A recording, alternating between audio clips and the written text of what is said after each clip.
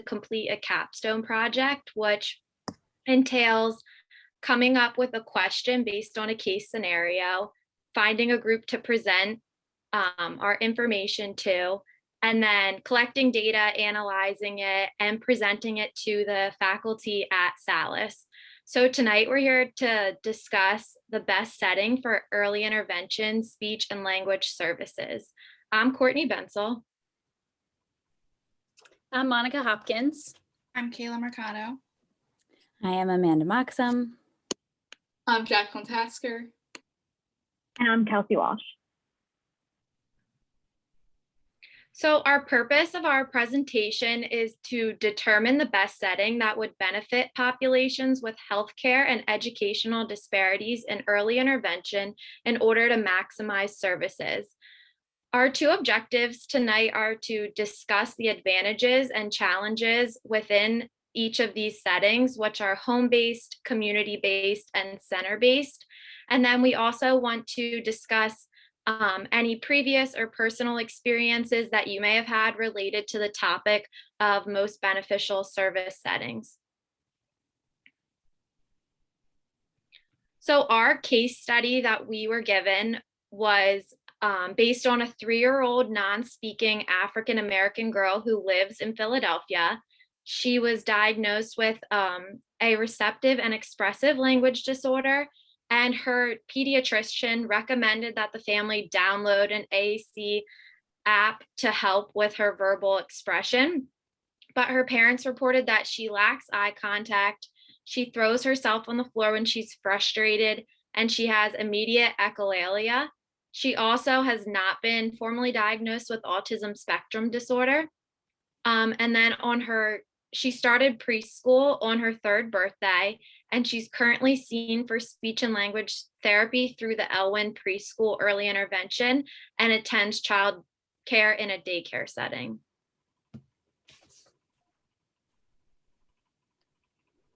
Okay, so to start off, we wanted to describe what early intervention is. And also we wanted to make a note that this information was gathered prior to the COVID-19 pandemic. So early intervention at a glance is for children aged birth to 5 with special needs due to developmental delays and disabilities. It provides supports and services in a variety of settings such as homes, community locations, and centers. And Part C of the IDEA uses the term natural environments to describe where families spend most of their time with their children. And the goal of early intervention is to meet the needs of children and his or her families by building upon the child's strengths and natural learning opportunities that occur within typical daily routines and activities. And lastly, it promotes collaboration among parents, service providers, and other important people in the child's life to enhance the child's development and support the needs of the family. So luckily for us, the American Speech Language Hearing Association provides 5 guiding principles to early intervention, which are listed here on this slide. The first guiding principle is that services are family-centered, and family-centered services refer to the beliefs, values, principles, and practices that strengthen a family's ability to enhance their child's development and learning. Family-centered practices are unique and responsive to each family's circumstances and provide families with complete and unbiased information to make informed decisions. The second guiding principle is that services are culturally and linguistically responsive, which means families must have access to culturally competent services that support their beliefs, customs, or rituals. Third, services are developmentally supportive, meaning they address families' routines, concerns, and priorities that remain consistent with the child's age, the child's cognitive communication skills, their strengths, and their interests. And services promote children's participation in their natural environments. So these include familiar everyday experiences, events, places, and people. The fourth guiding principle states that services are comprehensive, coordinated, and team-based. So the individualized family service plan team recognizes shared responsibility towards the child and the family. This includes members coordinating and consulting one another about their approaches. And lastly, services are based on the highest quality internal and external evidence available So this includes our clinical expertise, any external evidence-based practices, and the client's values and perspectives to lead our therapy. So here we provided you all with a short clip of an example of what early intervention and what it's like with their natural partners and in their natural environments.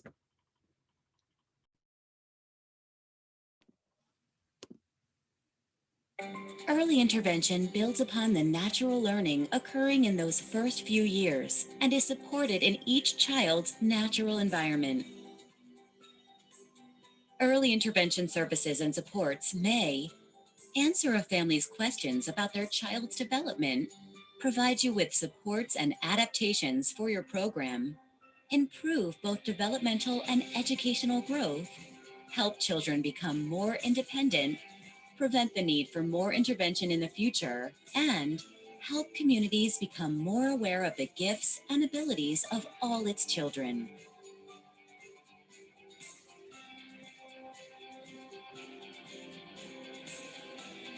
Early intervention services are family-centered and based on strengths, concerns, and priorities identified by the family. Since services are family-centered, families have a choice about whether or not to participate.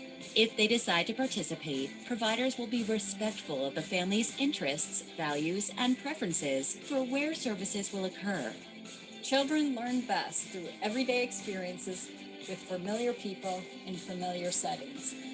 Accordingly, federal regulations require early intervention services to be provided in the natural environment, which is defined as settings that are natural or normal for the child's same age peers who have no disability. This can be a family's home, child care setting, or a community setting. Oops. So the first setting that we'll be discussing is home-based services, which is the most frequently identified natural environment for families for early intervention. These services take place in the child's home with common communication partners such as parents, siblings, grandparents, as well as others who may be living with the child. During this time, speech-language pathologists act as consultants, helping parents implement appropriate and effective strategies that are used within daily routines and activities in order to enhance the child's learning and development, as well as support his or her everyday communication. While using home-based services, it's necessary for speech-language pathologists to include parents during treatment, as not only do they get an opportunity to see firsthand what's being done during sessions and learn the techniques, but parent empowerment and confidence is positively affected as well. So some advantages of home-based services include that the intervention is completed at the comfort of the family's home, and they can also choose when and with whom the treatment will take place and also where in the home. So if that's in the kitchen or the living room or the bedroom, the playroom, outside, whatever is most convenient for them. And there's also the opportunity to continue treatment without a therapist present with effective parent coaching of strategies. The child may gain an additional 18 hours of treatment per week. Some challenges of home-based services include planning services around busy schedules, coordinating family schedules and professional schedules is a bit difficult sometimes and can be overwhelming for the families and also for a therapist with a very large caseload or managing other professionals also. And however, telehealth is making this less challenging as if a family needs to reschedule, they can hop right in on another time because at the moment we are just working through our computers and our phones. And also the challenge of involving parents in treatment is evident at sometimes because family member or caregiver may be less willing to participate in intervention, and the treatment is less effective in this case. Our next setting is community-based, and they include but are not limited to daycares, preschools, health centers, and basically they're for families who aren't home all day. This allows the therapist to provide strategies to the teachers and caregivers to help the child reach his or her goals. And it also allows them to observe and address the child's strengths and weaknesses while in an academic setting.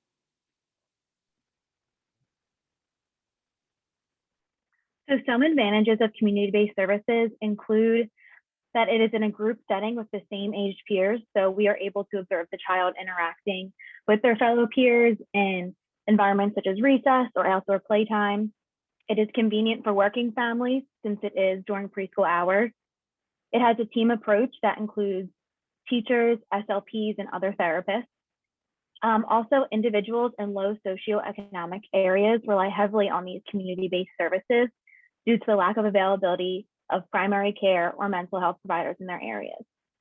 Community-based services reduce issues regarding lack of transportation since they are typically easily accessible via walking or taking a bus.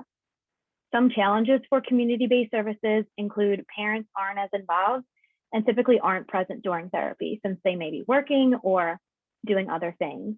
Also, therapists in these settings typically have a high caseload, and services differ from state to state, such as sometimes they're free and sometimes they come at a reduced cost.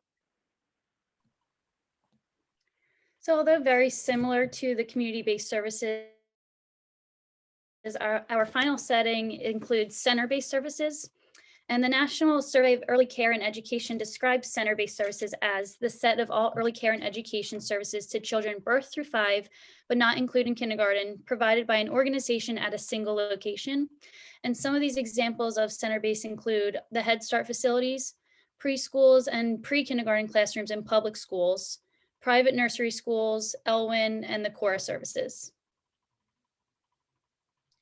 Some of the advantages to center-based therapy include having trained staff that are familiar with working with children in early intervention and special education. This differs from some of those community-based service, such as the neighborhood daycares, where all of the staff members may not be trained in these areas. Center-based services allow access to peers, which allows for more natural social opportunity, which we may not be able to see in the home setting. It also allows for generalization of skills to an environment other than the home. And some centers may provide transportation, snacks, meals, and supplies such as diapers and wipes, which may be very convenient for some families. Some of the challenges, some of these centers are government funded, which can lead to a wait list if there's a lack of funding.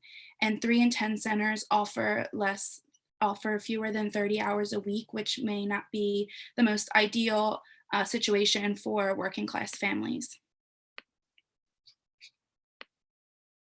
So now that we have highlighted the options for early intervention settings, we are going to discuss some factors that may impact receiving services in any one of the settings we mentioned. Being from a certain geographic or living in a certain geographic location may impact receiving services. If a family lives in a rural area or an urban area or a minority area, there may be lack of access to facilities such as clinics and or inpatient, outpatient programs, which adds, for some families, makes traveling and transportation abilities difficult. And if there are clinics or inpatient, outpatient programs accessible, there may be professional shortages. And it is also reported that there's a lower quality of care where treatment is accessible.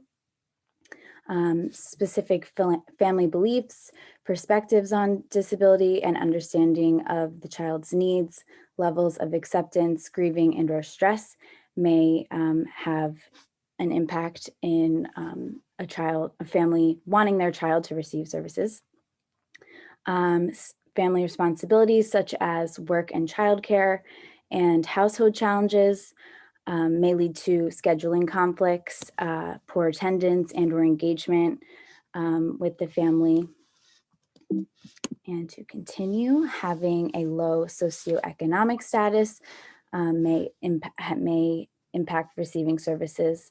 The family may have a lower income, lack of access to health insurance, and insufficient reimbursement for early intervention services. There may be lack of consistent access to primary care physicians, which complicates receiving a referral for services.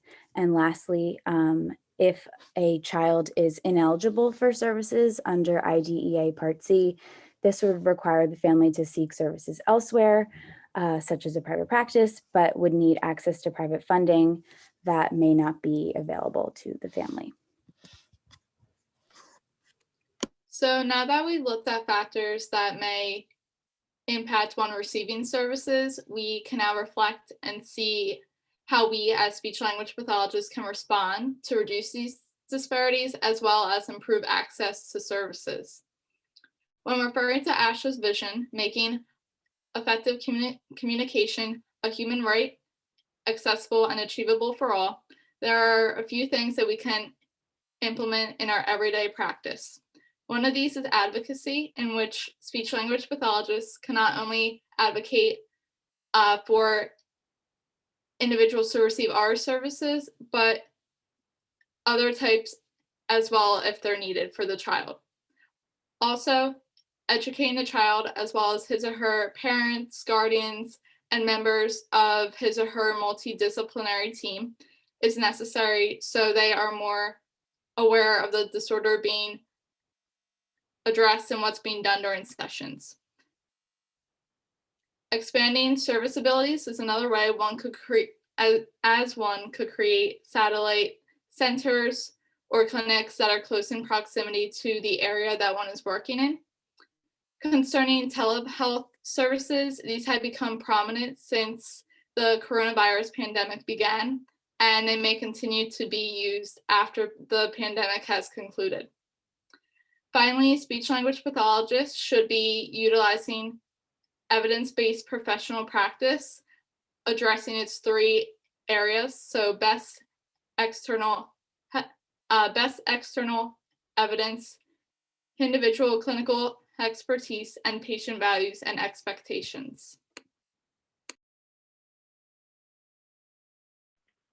So we came up with a conclusion to our question, what is the best setting to deliver speech language therapy services?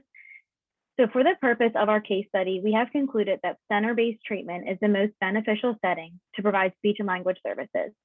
It is the most supportive. It is specific for special education since the child in our case study is believed to have autism spectrum disorder. It has trained employees and access to a multidisciplinary team and free access to services. However, it is important to note that determining the best setting to receive speech and language services depends on the uniqueness of the child and the willingness of the family. And this is where we open up the discussion to the audience. And we would like everyone to please share any thoughts, opinions, and experiences you guys may have regarding early intervention services and settings. We also put two questions up, which is, what do you think is the best setting that would benefit populations with healthcare and educational disparities? And how can we as professionals improve access to our services?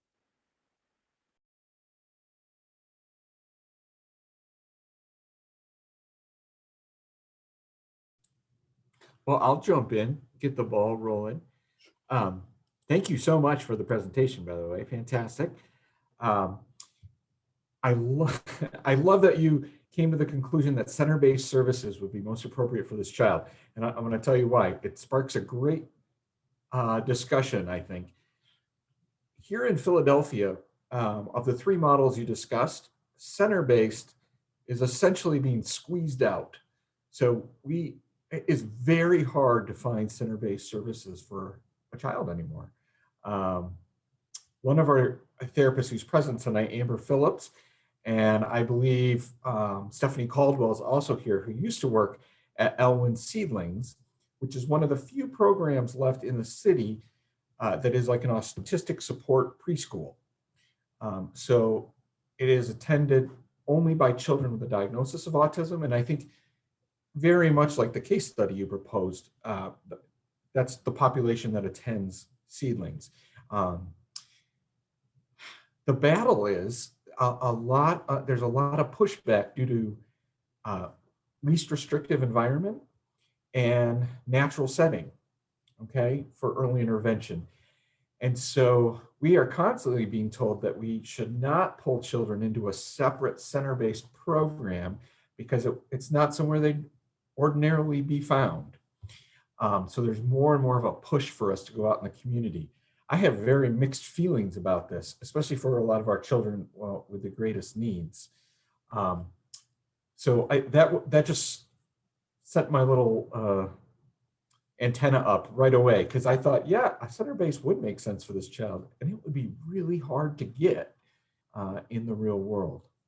So, all right, I blabbed. Someone else can jump in.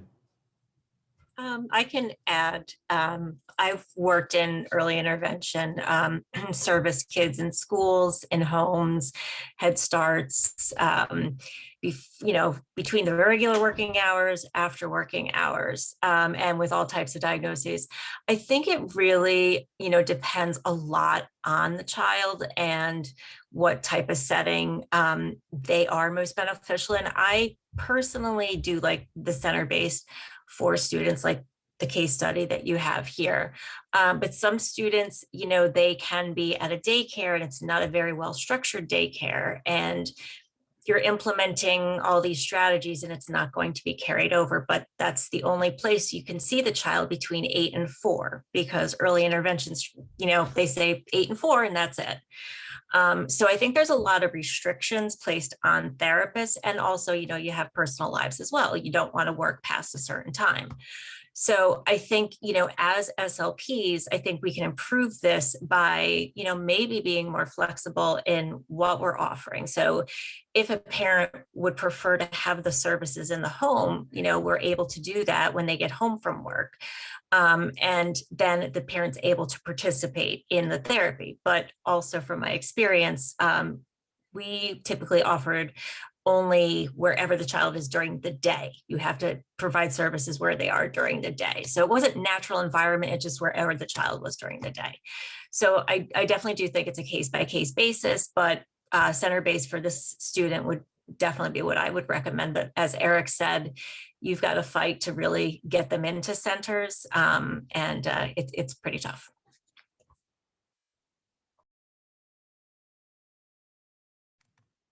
I guess I'll share and keep going. And Eric, and I was just talking with Eric about this yesterday even. So yeah, I work at a center-based preschool for children with autism, and it's a highly restrictive environment. So absolutely the thing that has been missing from my instruction of these kids has been the family-centered piece that early intervention is really supposed to be. I meet with, we have a couple family meetings, maybe I talk to them on the phone briefly once or twice. In the IEP meeting, it's very limited. So doing teleintervention has really changed that, because I've been in their homes. And that has been like the biggest advantage of teletherapy for me, that I have been able to do so much more parent coaching than ever before. And I've really recognized how much that's like a huge piece of what's been missing. So yeah, to piggyback off of what Linda was saying, I've also been thinking, well, how can we improve this? Like, I would love to be able to see the kids in the center, but then still have billable time where I can consult with the parents. Or, I mean, again, like teleintervention may be here to stay. It would be great if a child is absent and I want to make up a session, but scheduling is tricky, that I could do it from home via teletherapy or whatever. To have more flexibility with that. A lot of times what's written into, at least in Philly with Elwin, and what's written into the IEPs, that's billable time. It will be written as this is a center-based or this is home-based, and you don't get any combination. It's not like, well, they're center-based, but I want to do a makeup session, so I'm going to their home. Like, you'd have to create a new billing line for that. That would be a logistical thing, like So to allow for more flexibility would be awesome, I think. Yeah, absolutely, Amber. And I was very excited to see when you are talking about ways to expand service that you included telehealth as one of those, because that was the first thing I thought too, is this really opened our eyes to ways that we can increase flexibility and engage with families where we hadn't been able to before. I also liked your suggestion of, increased, I think you called them satellite clinics or centers, but I think we really need a mix of these approaches. So like we've often talked at Cora about wanting to run language-based groups or language-based social groups for kids on the spectrum. And we've gotten some pushback because again, it's not a natural environment and it can be hard to justify under the mandates of essentially the PDE. But I think there's a real need for that. And so that just brings us back to the role for advocacy. Like we have to advocate for our kids that they need flexibility in how they receive services. And we as professionals also need to advocate that we continue to get paid for these things because it seems like every year the EI fees go down and they pay for less and less. So there's a lot of room for professional advocacy there. Agree with that, Eric. My vision's always been, part of my vision at Salus has always been I believe in taking what we have at Salus and putting them into the communities for our own center-based community speech language clinics within North Philadelphia, West Philadelphia, Southwest Philadelphia, where the services are really needed and the infrastructure doesn't seem to be there. But Amber, I like the way you're talking. It's almost like a hybrid type setting that the child would benefit from. Maybe we can learn from this pandemic and advocate for these things now. All these disparities are coming up, and I think we, as a profession, have the opportunity to change things. But change isn't easy.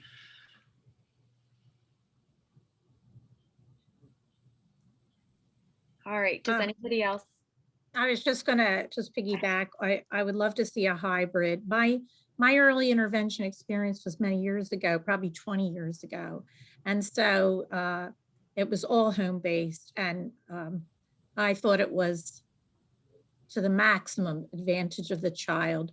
But it was a different time, even just 20 years ago. And I just felt like it took the mystery out of natural language learning, natural speech production. And it was just great to have parents there with you, which was something that I really just kind of made have to happen. It wasn't time to do anything else in the home but be with me in therapy with the child.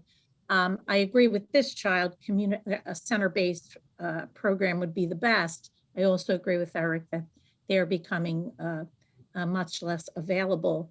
So it'd be great to see some kind of hybrid program, because that connection with parents and that constant visual illustration of what we do really opens their eyes to what they do and how they are the best really language teacher. And so you just can't substitute for that. And I just know in today's world, that's very, very challenging. But I think we have to advocate for ourselves. I agree with whoever said that. We can do a lot of woe is me in terms of government and all the restrictions placed, but we have to have strong advocacy for ourselves and what we think is best for these kids. So that's interesting to hear the discussion. I am also, my name's Courtney. I'm going to piggyback off of Marg, that having the telehealth now, it brings out the connection with families more, that I feel like I'm building a rapport with the family and they're understanding why I'm introducing certain strategies, and they're able to see the strategy work. So they believe that, oh, it is possible for it to happen in the home. And I feel like they're able to ask more questions of how to not just use it in the center-based, environment, but how they can use it at home, how they can use it in different environments. Because I feel like a lot of the times they think that we just use it in the school, in the center-based environment, and then that's it. And then we forget what we're actually working on. So I feel like if we can do anything for telehealth, it's really builds that rapport between the speech therapist and the parents, which helps. Yes, I have to admit, just to jump in here, part of what I like in telehealth with these little people are when the parent disappears, I say, okay, I need you to go get your mom or dad or your grandmom, whoever's there. And they, of course, they're willing to go get them. Mommy, we kind of have the child advocating for themselves, for the parent to be involved. Just had to tell my little story. I just wanted to add a little bit about the parents as well. Just from my experience, the parents that are strong advocates and basically are very outspoken are the parents that will get what they want in early intervention, to be honest. I've seen kids at school and at home because the parent fought and fought and fought. So I feel that, we can advocate for ourselves professionally, but then at some point we have to, I guess, push the parent to speak up for their child. But how do you do that without causing issues with, the company that you work for? But I do see that, the parents that complain or the parents get what they want. And it seems almost, if we can educate parents in a let's say general way on how to do that. Yeah. I often do that. We have to be the advocate for the parent and the child ethically. So I like to tell them, this is what I would like to see in an IEP. I make it very general for them, but I teach them how to advocate for them. Not to take up your time, but for the students, it's wonderful that you realize that, because a lot of parents, they don't really know what an IEP is. They're just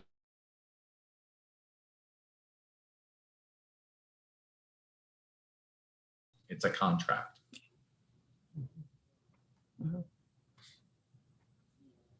Great discussion. Yeah, thank you everyone for sharing. I think we can all agree that telehealth has had some advantages, and although there is some disadvantages, at least in my experience, it's gone pretty well. So next, this concludes our presentation, but we do just have a short survey. Oh, sorry. Somebody can do the takeaway. I thought the survey was next. So in summary, there were many main points that could be taken from this presentation. So these consist of early intervention services being crucial for children who are at risk for developmental delays and disabilities, as well as that services should be provided in the child's natural environments. However, speech language pathologists should keep in mind that environment does not necessarily mean location, and instead should concern the child's common everyday routines as well as meaningful experiences. Also, family involvement is critical no matter which setting is being utilized for services. However, there is more emphasis on this point when discussing home-based services. And although we as a group decided that center-based services would be the most beneficial for our case, as mentioned during our discussion, it is important for services to be individualized to the child and family's preferences in order for those services to be most effective for the child. And finally, it's our responsibility as speech language pathologists to account for educational and healthcare disparities, especially in large cities such as Philadelphia, where they greatly vary, as these may not only impact the types of services being received, but the quality of them as well. Okay, so now it's time for the survey. So I'm just going to put the link to the survey in the chat. And then one of the questions is based on our case study. So on the next slide, we'll just put the case study information up just in case anybody wants to refer back to that. And also at this time, if anybody has any questions or comments, feel free to put them in the chat or unmute and ask. I just want to give a huge thank you to the Salus team for presenting to us tonight, and an equally huge shout out to all of the core team, NPSS, EI, charters. We got some representation from all our speech departments here tonight, who took time out of their busy schedule to come and learn and discuss tonight. So thank you, thank you. We were happy to be asked, and excellent, very comprehensive. These students did a great job. Thank you. Thank you. We encourage you to use the Monkey Survey Monkey because all this data will be included in their research project. And again, thank you all for your time. You've been a wonderful audience, and we can't thank you enough for attending. And Yeah, the it really survey means a lot. monkey, Thank you all. the survey monkey is anonymous. And I don't think we have a time limit. So if anyone has to leave, we could always email the survey to you if that's easier, or if there, again, any questions or comments you'd like to make, we can stay on a little longer.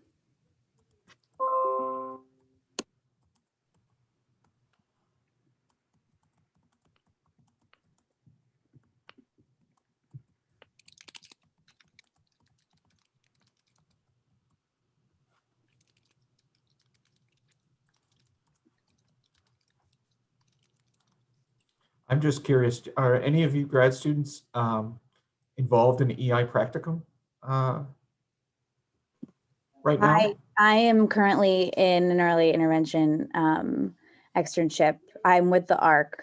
So Oh yes, you told me that, Amanda. yes. That's right. Yeah, so while everyone was chatting, I had a lot of good insight to pick up. And Sure. I was gonna mention that I do see that with telehealth, because I'm fully virtual, with telehealth, there's a lot of family involvement, like more, and my supervisor said more than ever, because the parents or grandparents or caregivers are forced to be on the phone call. So Absolutely. it is definitely, the world is changing, and it's for the good, sort of, I think. Yeah, it's definitely very cool to be a That's part. awesome. Just so you know, in Philly, they kind of divided up.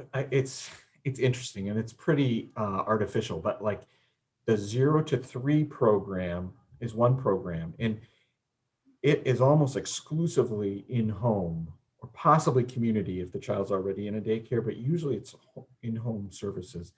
And then once a child transitions to 3 to 5, there's a real emphasis on getting them seen in their school setting or daycare setting. So I find it interesting that even within EI, there's these really different approaches.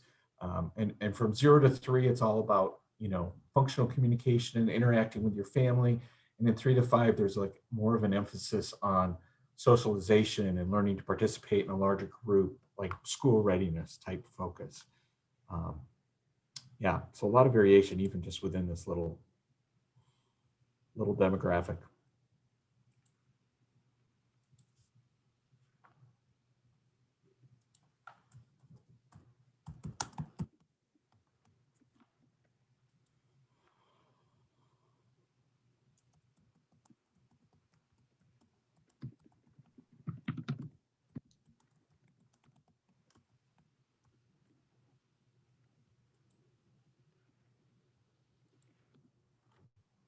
We were actually talking yesterday when we were talking with Amber. We're doing some diversity, equity, and inclusion work at Cora, and we were talking about how we feel like teletherapy has helped us open that window up a little bit to like just the larger family and cultural environments that our children are participating in. We have such a diversity of cultures and backgrounds, and in early intervention in particular, it really affects like families' expectations for their child. One of our OTs was talking about how much some of the children she works with, their families don't place as much emphasis on like independence as she does. For her, that's like almost the goal of most of what she does, is increasing the child's ability to do things independently. But in some of her children's families, they say, you know, they're a baby. Why would you want them to do anything independently? It's just a whole different way of looking at early childhood. And rather than seeing that as like an obstacle, or I'm telling you the right way to do it and you're thinking about it wrong, looking at that as a springboard for conversation and dialogue and different ways of approaching it. So pretty interesting. And again, a lot of that coming out because of telehealth and sort of parents' forced participation in some of these sessions.